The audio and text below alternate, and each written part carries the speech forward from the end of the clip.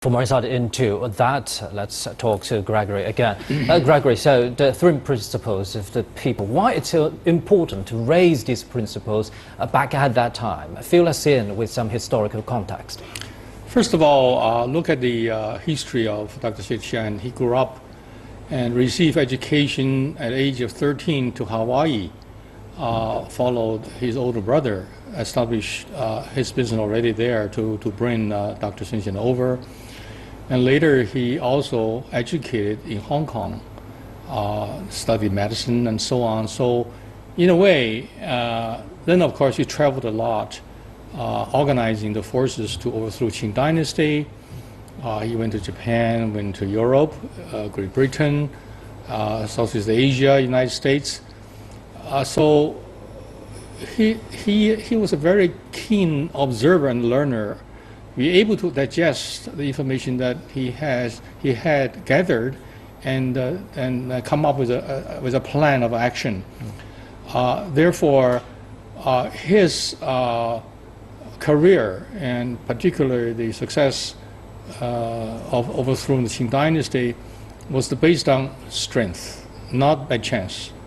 He was able to call upon the attention of followers to join his forces and be able to raise funds to finance the military uprising, and in the long run everything achieved. So we are glad to see a person at that time 100 years ago was able to see clearly the backwardness and the corruption of Qing Dynasty is beyond repair. So he was able to come up with ideas, organize a party. It's also a long process. Started with Qing Zonghui, and then Tongmenghui, and eventually KMT. Each time he made a move, there's up and downs.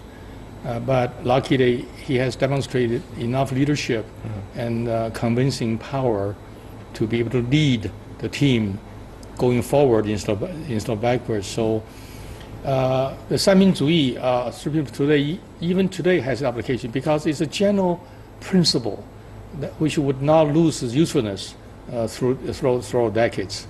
Because he mentioned, I said this before briefly, that nationalism is actually should be interpreted in a broad sense.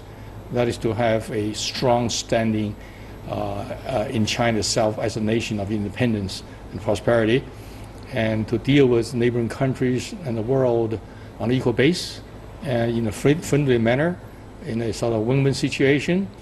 And then inside China, the system's democracy based on 5 branches of the government, to have some check and balances, including administrative, judicial, legislative, control and examination. Then when we talk about livelihood, of course, means you have to deliver your goods to make people happy. So this guiding principles is universal, it's immortal.